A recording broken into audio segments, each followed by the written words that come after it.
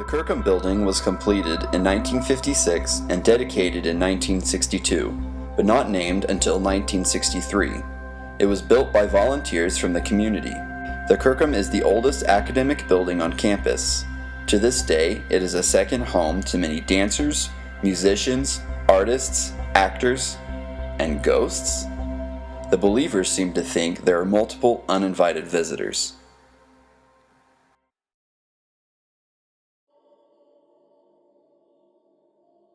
Well, yeah, the first encounter, the major encounter, happened right here, right in this area. And since I was a theater professor here, we were here many times. I would be here 12, 1 o'clock in the morning.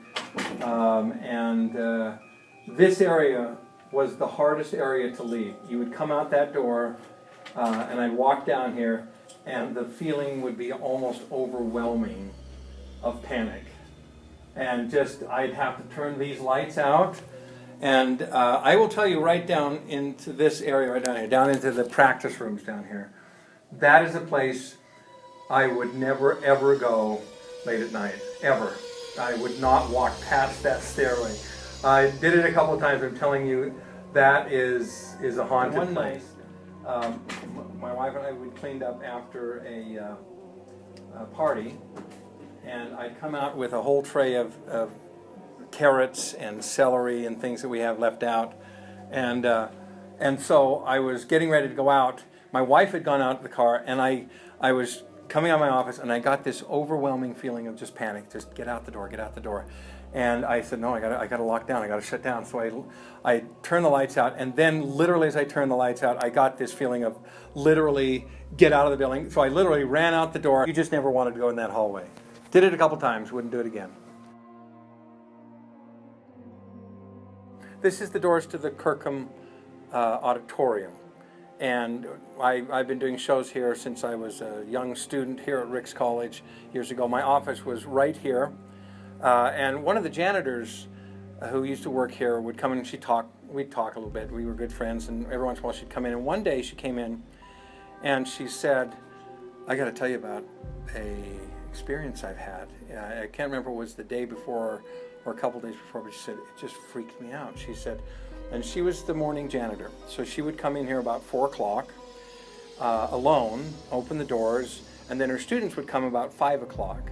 So she came in and she was getting things going, and she was in this hallway, and she heard a piano playing in the auditorium. And so she thought, well, now that's strange, because her students weren't there yet. So, well, maybe one of my students is here, but they don't play the piano. And so she decided to go in to see who's playing the piano. And as she got to the door, the music stopped.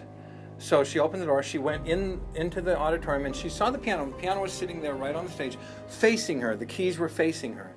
And she looked around, and there was absolutely no one in the theater. The stage was completely bare. And she said, as she sat and watched, the piano went plink, like that. And it reverberated through the theater, and she said she ran out of the theater and waited for her students to come.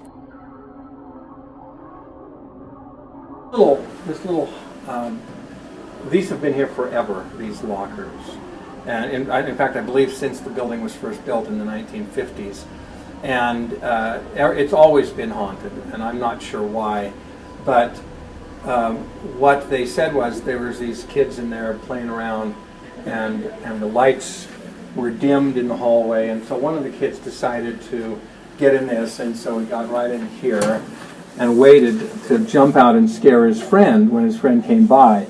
And so he heard the footsteps coming down the hallway. He waited, and he was going to jump out just after his friend passed by, and then he said the footsteps just walked right straight by, and he saw nothing. And that's been said. It's happened a few times like that, but that's the oldest story I know. I was in the theater. We were doing a show, and one of my young students, well, he wasn't young, he was in his 20s, early 20s, and we were talking that night, and he said, I was here the other night alone, and he said, I looked down this hallway, and we were standing over, he said, I looked right about from here, I looked down this hallway, and he said, I saw a ghost standing down there. And he said, he said it wasn't fear that came over me. It was sadness, this just overwhelming sadness that he felt. And as he looked down the hall, this figure was dressed in a basketball uniform. And he thought, that's the strangest thing ever, you know. And then it went away. And he said it obviously unnerved him enough that he kind of went and did some study on the Kirkham building. And lo and behold, this was there was a gymnasium in here. And that was actually here when I was here. And so they would play basketball in this area that later became a dance studio and a black box theater. This was a girl that was a great student, and you could verify it today. I'm sure she would tell you about it. But anyway, you go up here, and that's where you get to the box. Anyway, her friend came to the play that night, and she was sitting on that far wall on the bleachers there, in the chairs there, and she said, on the first half of the play before intermission. She said, and it wasn't even an intermission. She said the first half, but we didn't have an intermission that night. So the first part of the play, she said there was no one sitting by my friend. There were 2 seats that were empty by her. And she said about halfway through the play, she looked over at her friend again, and there was someone sitting next to her. And she said, oh, someone must have come in during the play and sat by her. And so the play went on. The person was there and sitting right next to her friend, and she came down afterward to talk to her friend, and she said, "Who did you know that person that sat by you?" And when they came in halfway through the play, she said, "No one was sitting by me." And I could take you to the exact spot where that ghost sat. Right here, about this high up, and that's where she saw her, that ghost sitting here. I've always believed in ghosts. I've always loved ghost stories. I have always never wanted to see a ghost, but always wanted to, kind of. I will tell you that I love ghost stories. I don't know why people love ghost stories, except for the fact it seems to me 2 things. That ghost stories, whether true or not, whether they're actual verified ghost stories or not, are about the living. It's really not about the dead, but it's about this sense that there is something outside of ourselves. And the fun part and the creepy part and the scary part, those are all fun. But it is a serious idea that there is something outside of ourselves that we can't explain, but we kind of want it to be there. Even whether it be, kind of a malicious idea, or if we believe there's an afterlife.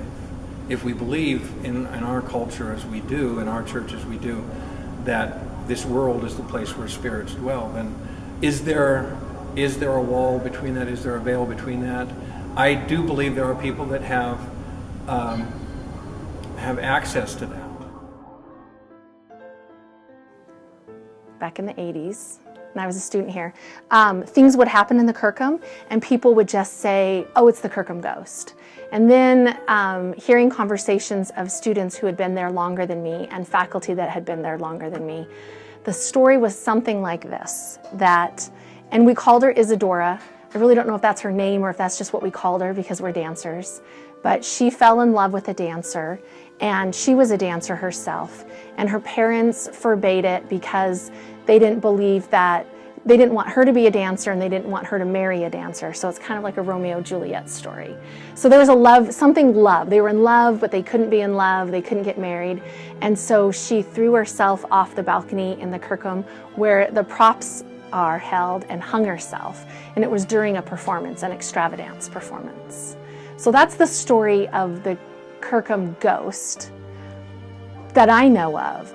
I did hear once that the Kirkham is the oldest building on campus right now, and that it was built by community members, like the church members built it. And I heard that there was an accident in the building of the Kirkham. They had to, somebody got buried alive in one of the walls in the Kirkham. And it's the wall it's the farthest east wall on 232. And they say that he's in that wall because when the wind blows really hard, the wall moves. My first encounter was, well, I was a student, and it wasn't even scary. I mean, a lot of these aren't even, some of them are scary. But we were on stage, and there's the catwalk up on top of the Kirkham stage. And we were on stage teching, and all of a sudden the light flipped on up there. So the technician said something about, the Kirkham ghost turned the light on again, I gotta go up and get it. There's a room upstairs on the catwalk where they have to turn the light on, and then they can go in and fix the focus for the face lights that come down, and it just turned on, like there was nobody up there. And the technician's like, the ghost again. And so he had to go up there and shut the light off so we could continue teching. It happens all the time. Things that you would hear noises, you would hear something drop, the lights would turn on and off, and we just said, it's the Kirkham ghost, and we would just giggle about it. But there were a few that, you get creeped out. We used to have to go into the pottery room to use the phone. This is before cell phones, and that was the closest phone to the dance studio. And so, and then on Saturdays, rehearsal, they don't have all the lights on, so it's kind of dim, but they have enough that you can see. It's like the emergency lights are on in there. And so I go to use the phone over in the corner calling dancers because they're late for rehearsal, so getting them there to rehearsal, and come walking out, and the pottery wheel is spinning. Like just spinning. It wasn't spinning when I went into the room, and coming out of the room, it's just spinning. When we were students, my husband, Brother Bone, was a security lockup, campus security, and would have to do lockup in the building. And nobody liked to do lockup in the Kirkham. All the security officers, they would rotate who had to lock up in the Kirkham because it was just creepy. And it's hard because the light switches would be all the way across the room, and then you'd have to shut off the lights and then walk across, whether it's the auditorium or the stage or rooms in total darkness. And so one time, Michael was on the stage and he had to turn off the lights, and then he always said that he would just book it across the stage to get out. And as he was running across the stage, he looked over to the loading dock, and there was a cutout. The old windows had glass cutouts, and there was a face looking at him. There's been times on stage where we would be rehearsing and there'd be nobody else in the building except for us, and you would hear like horrible crashes. And it felt like lights were coming down. The overhead lights were just crashing on the stage, and you weren't sure. I know custodians would always talk about furniture would be moved, or they would put something like their garbage cans, their big garbage cans that they would wheel around, they would have it right outside the bathroom, and then they'd come out and it would be moved over in the dance studio. So custodians always, that would happen, and I think that's because they're there at night. They'd always talk about things getting moved like that. I never had that experience, but they would tell us about it the next day.